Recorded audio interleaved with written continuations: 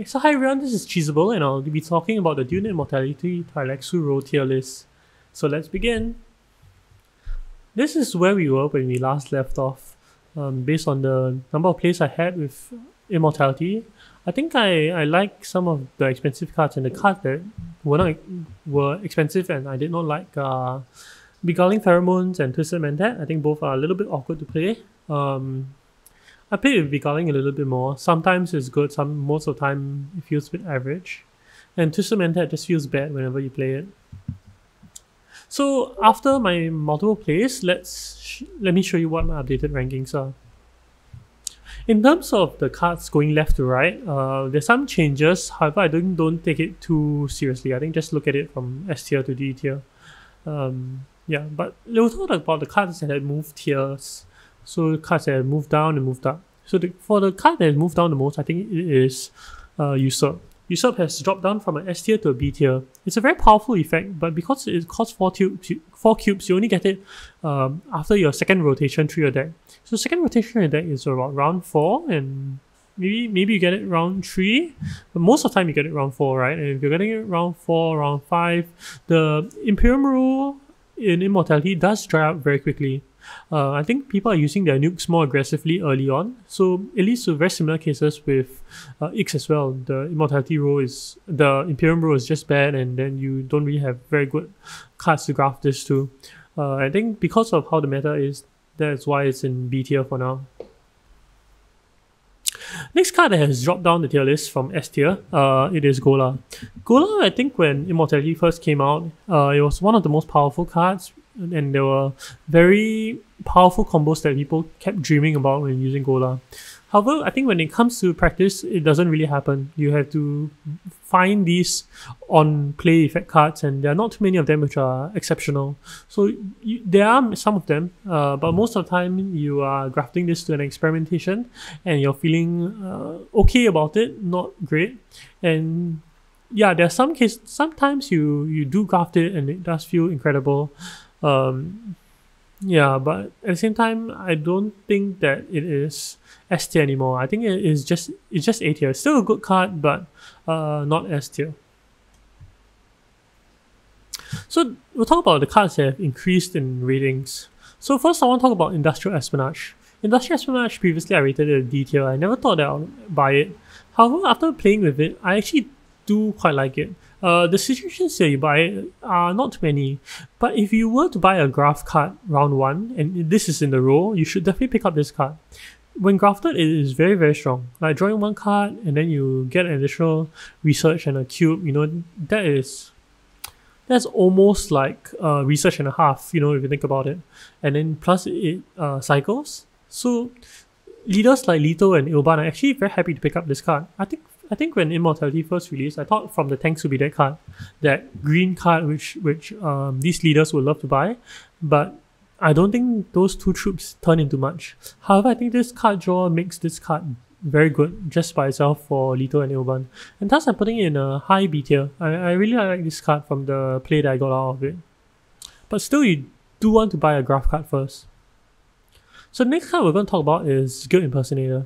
Guild Impersonator, if you're playing Elysia, this is a high S tier card. You should definitely gun for it.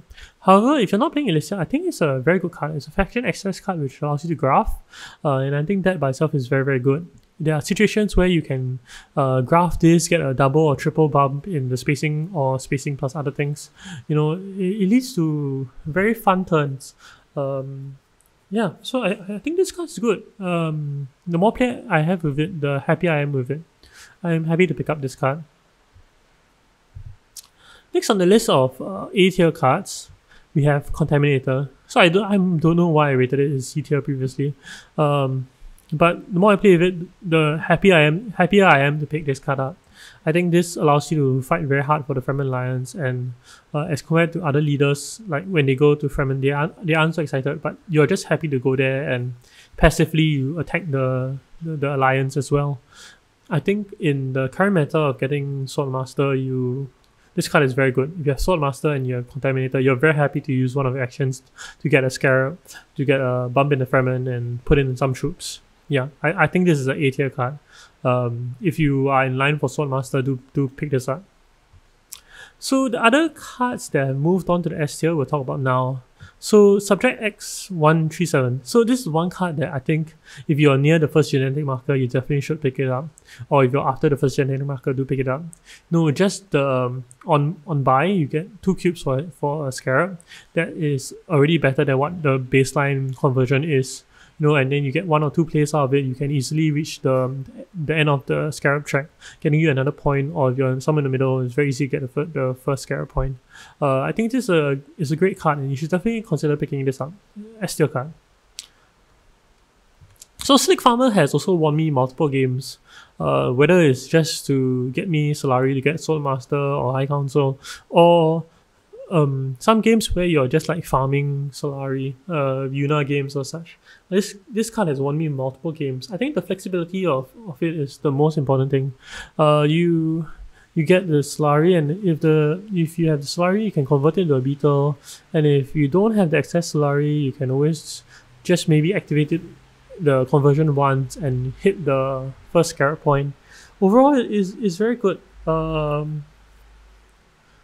Yeah, and when you use it with a full space, you feel like a god. I think it's a good card, and it's won me multiple games. I rate this an S tier card. And finally, we have Scientific Breakthrough. So previously, I talked about how it was hard to get to the end of the research track. However, with Scientific Breakthrough, somehow people who buy it always get to the end. Maybe they prioritize it a little bit higher, and it always turns into a point. I think whenever you see it and then the person buys it, I think they have more access to research, and more access to research at non-yellow spaces, and is very good.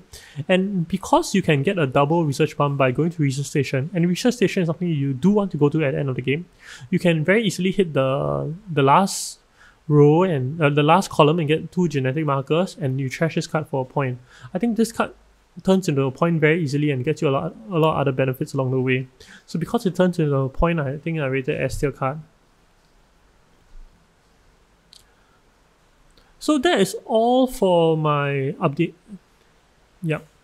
I think Twisted Mentat is still a very bad card. I think the more you watch this card, the more you see people use it to go to Mentat, and I don't see why that is good at all. I haven't seen anyone use From the Tanks well. There are fringe cases where some of these middle tier cards are very, very good as well. But I think these are where the cards have lined up for me. Infiltrator has continued to impress me, and Unnatural Reflex is good if I have the first marker. Python is snapped off the row, and Stitch Horror is something that most people dream of. So do try out these cards. And if you have any comments or questions, do leave them below. I'll gladly answer them. And happy tuning, guys. See you around.